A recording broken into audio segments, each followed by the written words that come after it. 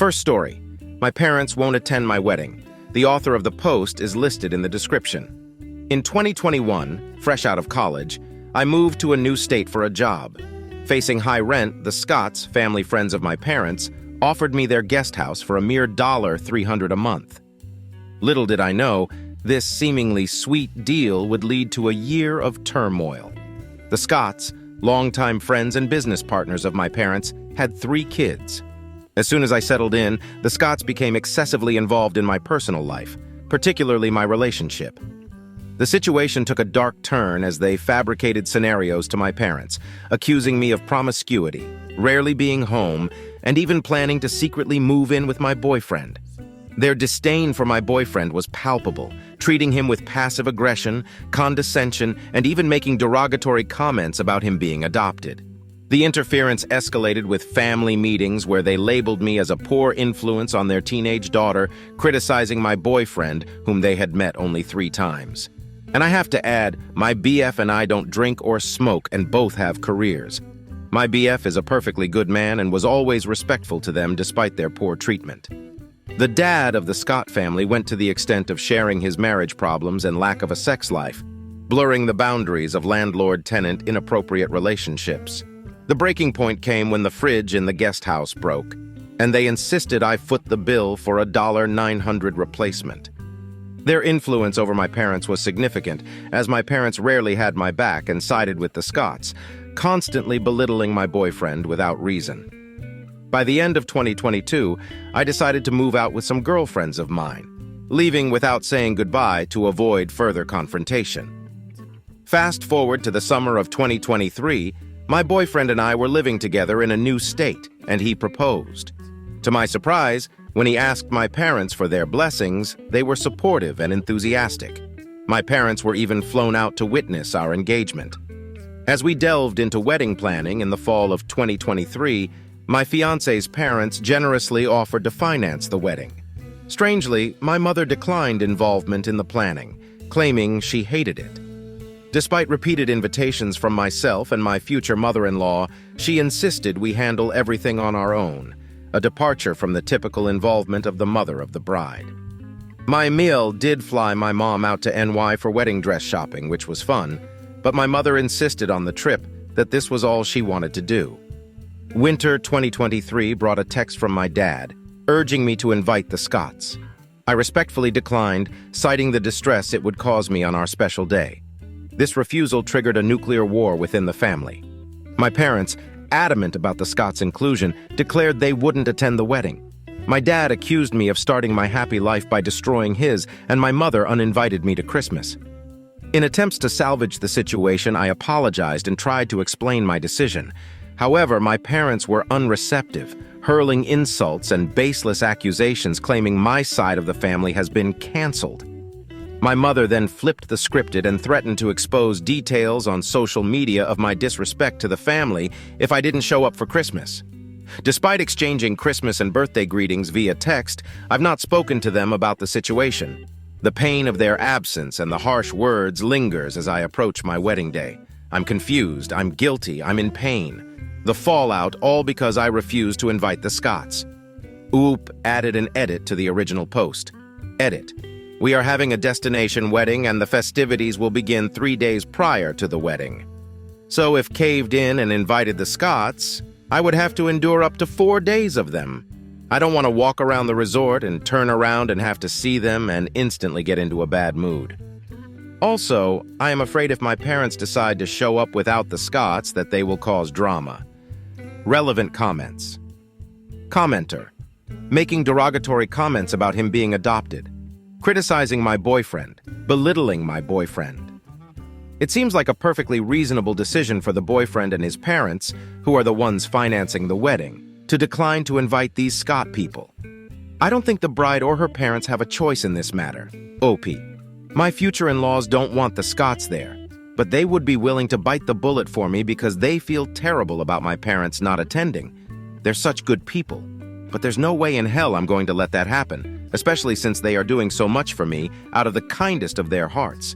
However, This actually came up in the argument with my parents, and my dad literally said, "I don't have to ask your fiancé or his mother for permission to invite who I want to the wedding of my daughter." My parents say the Scotts did everything out of protection. It makes me so angry. Oop on what her fiancé thinks of the situation. My fiancé has been incredibly supportive. Most of all, he just feels terrible for me and feels that I have been put in a lose-lose situation by my parents. Either I invite the Scotts and be absolutely miserable on our wedding, or again, I don't invite them. And my own parents opt to not attend. He also doesn't want the Scotts to attend, but he would be willing to bite the bullet if I was desperate for my parents to come.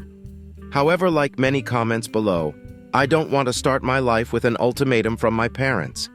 If I cave in now, who knows what they will do in the future? I am blessed to be marrying someone who is patient, caring, and supportive. On why OOP thinks the parents want the Scotts there. The Scotts invest money into my dad's small business and they split ownership 50-50. In the initial text from my parents, my dad said that he has been losing sleep for months thinking about how he was going to tell the Scotts they're not invited to my wedding. I think my dad is afraid that if he doesn't invite them, the Scotts will get pissed and pull out. This is speculation, but if this is the case, then some people are right and this is like a blackmail thing. But I don't want to feel guilty. Why do I have to invite people who give me a visceral reaction of anxiety and stress just because my dad is afraid to tell them no? Update.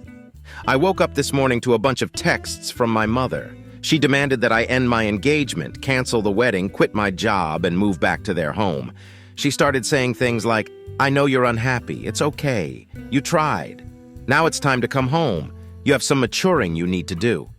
This irks me so much. My parents literally gave their blessings for my marriage 6 months ago. Now they want me to change my entire life because they're mad they didn't get their way. I responded and said this is my life, and if they don't want to respect my decisions, that's on them. But I am in utter shock. I am financially independent of my family. I have a great job, loving partner. How do N parents come up with this shit? Update 2.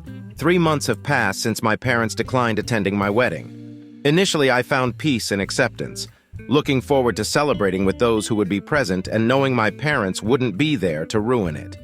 However, a text from my younger brother, 19M, shattered that peace, revealing that our parents threatened to kick him out of the house and abandon him financially if he attends my wedding. This utterly crushed me.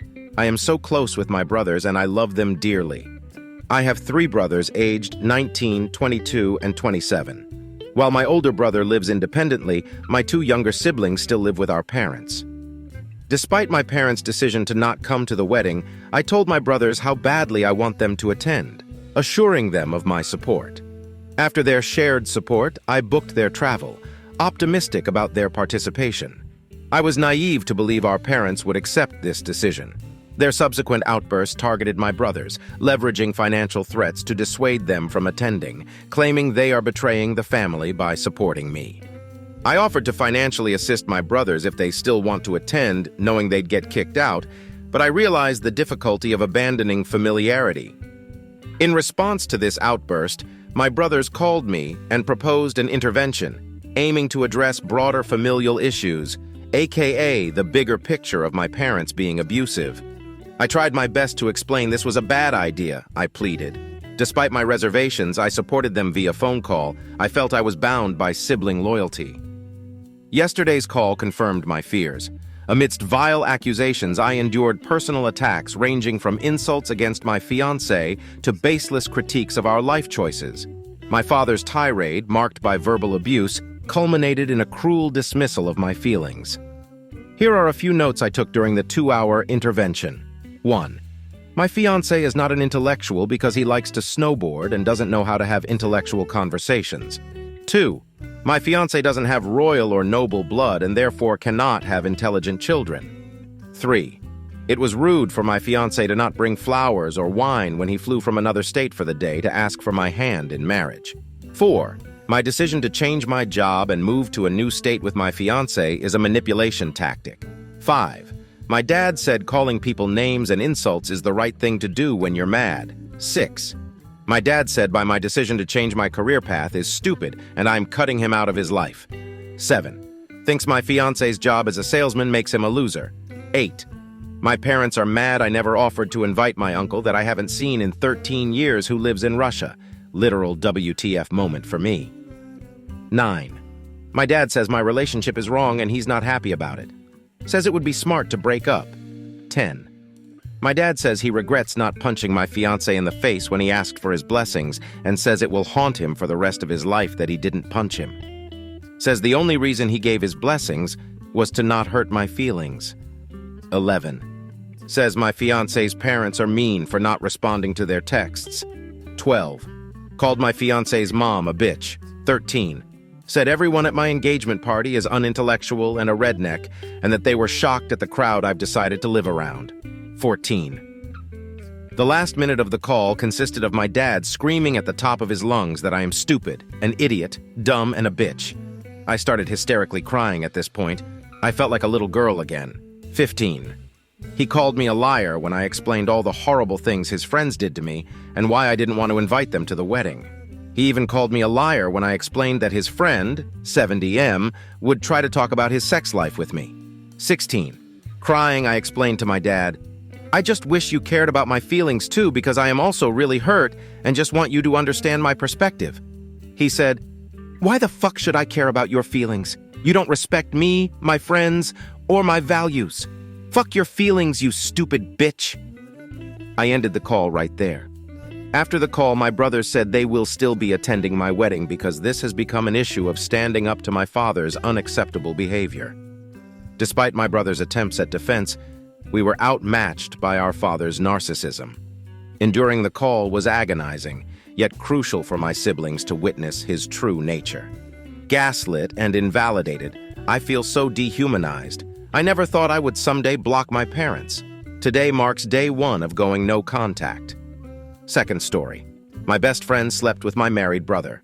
I, 35, and my best friend, 36, have been friends since we were around 13 years old. My oldest brother will turn 40 in July. I've been dealing with some personal issues, mainly revolving around my relationship with my fiancé. I've started to question whether or not I'm making the right choice. He and I had a major disagreement this week, and I texted my best friend for some advice. She and I ended up talking on the phone for a good 2 hours yesterday evening. The main topic was my current relationship and what I should do about it. I was sharing how dissatisfied I was with my fiancé in regard to a few major areas. Somehow in the course of this conversation, she just stated, I'm in love with your brother. Excuse me, what? First off, I have more than one brother and they're both married. She clarified it was my oldest brother. Okay, well, he's married and has 4 kids. Yes, 4 kids. When and how did this happen? She revealed they've slept together twice and it wasn't even super recently. It was last year. It was the best sex she's ever had. It's pretty unusual for her to go into a lot of personal details when it comes to sex and relationships. She's always been pretty private, even with me when it comes to discussing those things, so it was unusual to hear her go into such detail. She went into much greater detail about the sex than I'll share here. Details I don't want to think about, given that it was my brother she was going on and on about. My brother and sister-in-law have a horrible relationship, 2 of the most incompatible people ever. A classic case of staying together for the kids and maybe staying together because they've just been together so long. Still, he was married when my friend slept with him, and he's still married now. It's funny because she never showed interest in him that I could tell. I'm used to my friends having crushes on my brothers. It's happened for most of my life, and when we were teenagers, my friends wouldn't even make a secret of it. Literally, all of my friends were in love with my brothers, but that was when we were teenagers. But my best friend was always like, not my type. She was always into the artsy, alternative, maybe they're a heroin addict type. And my brother is more of this traditional, masculine, muscular, healthy-looking guy who watches sports and basically has few interests in common with my friend. I'm just really struggling with my image of my friend now and my brother. I never really considered either of them to be the type of people who would engage in cheating. It's pretty clear to me that while they aren't currently carrying on a physical affair because they know it's wrong, there is definitely still some sort of emotional affair going on, and they're justifying this by saying, we're not sleeping together, we're just friends. But I don't know that a man and woman who are just friends tell each other, I love you. I don't like it, and I feel caught in the middle. I feel a knot in my stomach, and at the very least, it's temporarily distracted me from my own relationship issues. It just gives me an icky feeling knowing about it. Third story. My husband told me my depression is like a punishment to him. My 27F husband, 32 AM, had been cheating on me for 3 years. D-Day was 2 years ago, and at around the year mark, I thought I was doing okay. I thought I was ready to move on and forgive my husband. For 3 years, he would go out drinking with his boss. He would go back to his boss's house to drink more, then he'd get a drive back home with his boss's daughter, 29. They would have sex in the back of her car before she would drop him off. He says that he doesn't remember most of what happened because of the drinking, but this went on for 3 years. It went on throughout my pregnancy and other big life events for us. He was drunk 3 or 4 nights out of the week, and I found out that during those nights, he'd also be messaging women he had slept with, previously asking for nudes. He's been sober since D-Day and is now thriving as a father and in his career. That's why I had believed I was beginning to forgive him, but about 6 months ago, I hit a wall. I have no motivation. I can't eat or sleep. Our home is consistently a mess. I feel like I have fallen into a hole. Whenever I try to talk about what happened, he is non-responsive. He tells me that we have talked about it before and so it should stay in the past, that he is sober now, so he is a different person. He says that he is embarrassed. Well, I'm embarrassed too. He chose those actions and repeatedly went out after work instead of coming home to his family. Now that the depression is back, but he is thriving, he feels like it is a punishment to him. When he told me this, he had just come home from work. Our son, 4, was in the living room playing, and I was wrapped in a blanket on the couch. He came in just happily talking about his day. I guess I didn't give him the reaction he wanted because he sat down next to me and said, "You really bring me down with your depression. It's like a punishment to me." He said this a few weeks ago, and I just can't seem to get it out of my head. Edit. I believe this needs an edit to explain the boss situation. My husband was in the military and was sleeping with his civilian boss's daughter. He was in for 11 years and did not re-enlist, but got a remote job afterwards. That boss reached out to him while he was at the remote job and told him about a position that had opened up back on the base he was working at before. This position would in turn make him her boss. He got it, and is now one of the youngest people to be in that position. How do you like these stories? Write your opinion in the comments. Let's get 1,000 subscribers on this channel. Love you.